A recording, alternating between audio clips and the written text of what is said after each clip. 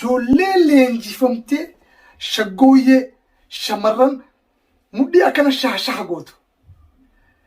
Dhiiroti shaggooyyee gubbaarraan buutu. Wanta narra bareedaa yookaan wanta na caala ni argitan jee abdadhu maa ija sirbii haa waliin caqasnu. Gurra qaawwa qabuun haa caqasnu siin jaa. Taajuddin Ahmad.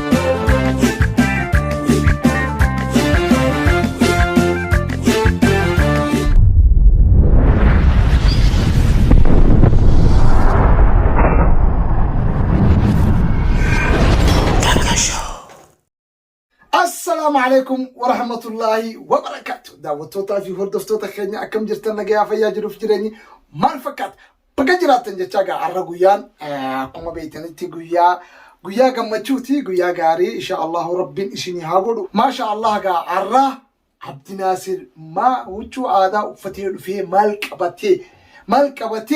مالكبتي سمبرر فيه مي مالكبتي سمبرر فيه إسنو مالو كان بيغا وصون سنينين كنافو arra maalifi irra guddaa ijoolleen zamanaa yookaan warri amma aartii keessatti dabalamaa jiru keessaafu sirboota haaraa gadhiisaa jiru.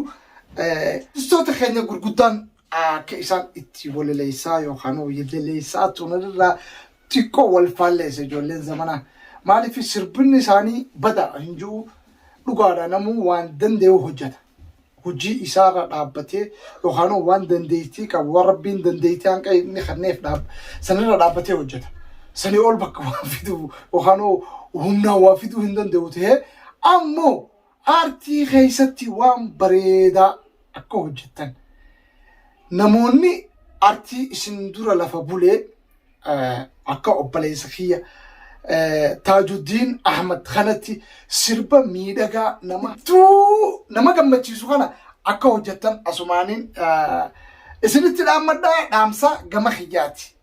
Isinirra beekee osoo hin ta'in anilleen waan na fakkaatu. Arra Taajuddin Ahmad arra maal dalage? Waan ajaa'iba! Sirboota inni duraan dalage irra adda akka ajaa'ibaatti keessaafuu ijoolleen waan san wajji hojjette angama kiyyaana haa galatomtuun jaaguutumattuu fi waan bareedaa isaaniif waan bareedaa hojjetaniif viidiyoo misinii bareedduu nama gammachiistu.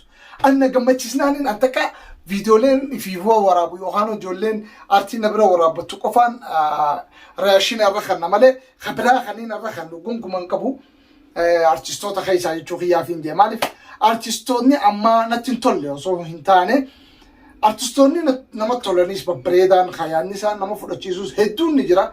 Ammoo akkuma Oromoon dur jette gaalli hiriira duraan laallata. Gaalli hiriira duraan laallata. Hiriira duraa san haa laallannuu isinin jaa artistoota keenya. Akka warra duraa sanitti haa deemnu. Waan bareedaa hojjennu walaloo fi yeedaloo wal qabatti bareedduu ta nama gammachiistu ta nama ammattu haa hojjennu isinin jaa. Daawwattootaa fi hordoftoota keenya gaa arraa akkuma beeytanitti Taajuddin Ahmad waan ajaa'ibaa dhugatti arraan argaan viidiyoo isaa arrumaa wanna toleetiin daruurii reaakshina dagaa shoo irratti hannuun qabaa jee murteessee jira. Kanaafuu inshallah daawwattootaa fi hordoftoota dagaa shoo obboleeyyan kiyya qaalii isiniin jaaladha. Isinillee akkana jaalattan abdiin qaba. Ammoo waan kanarra dhaabbattanii anillee nagartanii huccuu aadaa cufaan uffadhee isinii dhufaarra marxoos chamisaas akkuma argitan degaa filaa keenyallee hambisne filaa keenya ka aadaatiis akkasumattuu gaa tunilleen alaabaa teenya alaabaa Oromoo ta dhiigni hedduun itti dhangala'ee keessaafuu ilmaan Oromoo ka bahaatiin hojjetamte yookaan dalagamte dhiigni Oromoo kutaan kudha takkichaan Oromoo ilmi Oromoo hundinuu ka dhiiga ittiin facaasin alaabaa tana hin jiru jeetiin amana. Waan kana ta'eefuu inshaallahu ta'ala sanillee arra uffadheetiin qophaawee isinii dhufe. Maaliif isinii dhufe? Sirbi kun hedduu yeroo ammaa tana keessatti sirba natti tolee. Fugaa sirba kana akka na waliin daawwattan asumaaniin isin afeeraa. Ammoo maa ija sirbi haa waliin caqasnu. Gurra qaawwa qabuun haa caqasnu isin jaa. Taajuddin Ahmad.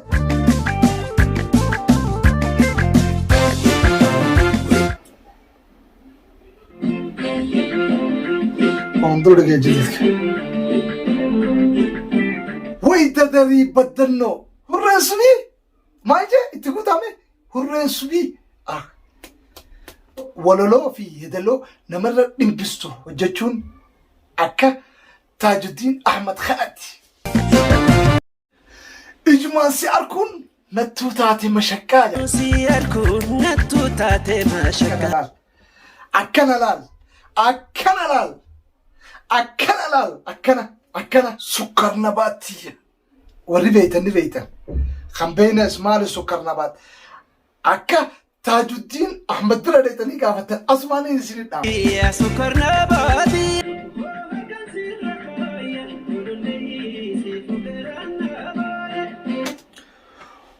هو هركان سر خايا قول لي قران سيف منبويا جا شمرن ما يجتن جتا قررتي قادي بسان اسين كبدي تانا جولين ديرا همتي اسين هو ما يجتن هلكن ننجري أرجيتك كايبس اسين أرجيساني تاميري Reetu isaa wajjin dhaabbattu tan. Sobin boontuu teenya isaa wajjin dhaabbatu ijoolleen shoggooyyee taphattu hoo. Arra kan namni na wajjin laalin tana wohuma laalee hin qabu. Namni tana na wajjin arkin wohuma arkee hin qabu. Namni tana na wajjin laalin wohuma laalee hin qabu. Maaliif waxeettan taate ijoolleen leenjifamtee shoggooyyee shamarran mudhii akkana shaashaa gootu. dhiiroti shoggooyyee gubbaarraan buutu wanta narra bareedaa yookaan wanta na caala ni arkitan jee abdadhu waan kana ta'eefu Tajuddin Ahmad haa galatoomuu jenna arraas baruus maaliif wanni inni hojjete hedduu namatti tola hedduu nama bohaarsa hedduu nama gammachiisa hedduu nama aammata akkuma isin jeesanitti Ahmaddaa isillee sirbasaa kana akka daawwatanii miliyoona 100 geessaniin asumaanii isin dhaamanna obboleeyyan khiyyaa fi daawwattoota khiyyaa fi hordoftoota dagaa show bakka jirtan maraggaa salaamtaan tiyya talaannee tanaa buqqaate isin bira haa geessu isiniin jaaladha sirba kan na wajji fixa na wajjis caqasaa na wajjis laalaa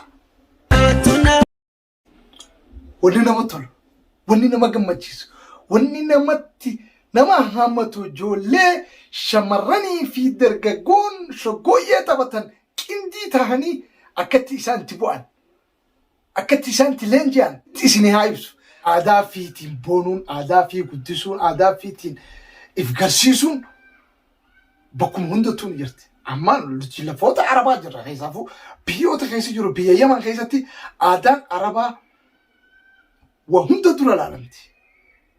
Aadaa isaanii hogguu isaan garsiisuu deeman waa hunda dura kaameeraa tokkoon miti kaameeraa 20 waraaban maaliif aadaa isaanii jaalala ammoo yeroo daansii ammayyaa taphatan kaameeraa dhiisi telefoona ofuun quudhan waan sin ajaa'ibsiisu waraabu telefoonaan uun quudhan nuti ammoo teenya aadaa teenya aadaa bareedduu aadaa calaqqistuu tana kaameeraan hin quunu telefoona xixiqqaa tokko ol qabannee namni akka keessatti deeman sun wuri golaa waan fokkattu tagaroo waraab aboo kaameeraa akkanaatiin kaameeraa 20 kaameeraa 100 aadaa teessan guddisaa mul'isaa bareechaa leellisaa dhageessisaa agarsiisaa aboo akka aadaa qabna maal jechuu turan dur takka yeroon an biyyarraa bahee Jabuutii dhaqee aruuza tokkotti walii dhufne huccuu aadaa uffannee hundinuu yeroo san yeroo biitii teenya gabrummaa jala jirtu haa mallas lafa teenya san oowwisaa ture san keessatti Jabuutii keessatti ijoollee Oromoo huccuu aadaa ta biyyarraa dhufte gitti bitti goone billawni barbaachisu biyya keenyarraa oduuf baates billawa alagaatti jira kan farra uffattu san akkasitti tuttuinee bulchinaa kanatti jaajaan yaanee mana aruusaa ol seenu. Ogummaa aruusaa ol seenu mootummaan akka jirtu gigigigig jechaa dhufte maali walgatuu deemti Oromoon nun jaallaa walgatuu fi miti arra guyyaa aruusaa qabna gammachuu qabna aadaan tun aadaa teenya ni ajaa'iban duba waraanni silaa biyya san keessatti akka heeraatti akka seeraatti nama waraqaa biyyaa hin qabne yookaan viizaa hin qabne biyya san keessaa ni guura. Inni galcha jechuun karaa dawallee darbaa karaa biyyaatti akka imalaa'uuf yeroo san gammadanii makiinaan silaa nama guuruu dhufte san teessee nuti hanqa shaggooyyee teenye geggeeffannutti gabbaa nuun jaanii alatti gabbaanee akkasi garsiisne Soomaaliin warra Jabuuti hundinuu galtee mataa qabatan anfarii Soomaalee Arabni mataa qabatan hay boojjirri aadaa akkanaa fireedduu qaban jaanii akkasii waan kana ta'eefu daawwattoota fi hordoftoota keenya teerra dabarata kaleessan isin himuu barbaadeef waan biraatiif miti nuti hundatti calaqqisiisuu qabna keessaafuu ijoolleen biyya namaatti aruuza godhattu ammayyaan hin godhatina aadaa teessan hin godhadhaa aadaa teessan dursaa ammayyaan feetu boodaa aantu ammayyaas dhiisaa isin hin jiru nama garii akka waan ammayyaa dhiisi jettuu itti fakkaata laa ammayyaas dhiisaa isin hin jiru ammayyaallee uffadha ammoo aadaa teessan hin calaqqisaa dura aadaa isin qabdan mul'isaa dura achi booda waan feetan godhaa amma lafan nuun keessatti argamu biyya Yaman keessaafuu magaalaa guddittii isaanii San'aa achi keessattiin argama Arabni amma aadaa ni jabeessa nurra namni gadi maa aaduma tanaa obara dongora dhoorkaadhaa siin jaallaa aadaa fi waan fi guddifachuun bal'ifachuun bareeffachuun abbaa aadaa san qabu qabdi isaan yeroo aadaa kaameeraa diidamii olii asitti naanna'u yeroo ammoo ammayyaa taphachuu fedhanii muuziqaa biraa itti banatanii daansii fa'aa taphachuu fedhan san irra jabeessanii hoggoo ammayyaa ammoo namni waliin gannaqameetuma hafarfatuu fi hamuudoo hafarsuu fi hagogora hafarsuu fi marxoo hafarsuu fi shaashii yookaan imaamata maratan kan hafarsu jidduu utaalanii karaa galagutan duraan wanni garsiisan aadaa fiiti aadaa fi abbaa jabeeffata kanaafuu akka Taajuddiin Ahmad kanatti aadaa nama gammachiistu nama hawwattu aadaa bareedduu akkana miidhagduu ijoollee laal akkana gootu mudhiisi dargaggeessa akkana gubbaarraa wilwiluu fi shamarran akkana godhu kana laal akka ajaa'ibaatti ijoollee fiitis barsiistanii aadaa fi jabeessuun nurra jirtiin isin jaa yaa ilmaan Oromoo kanaafuu sirba kana hanqatu muraa itti bohara bakka inni jirutti yuutuubii inni irra jiru dheeytanii laaltanii buufattanii itti boharuu qabdan isin jannaa kanumaaf hin dhufee har'a wassalaamu alaykum wa rahmatullaahi wa barakaatuh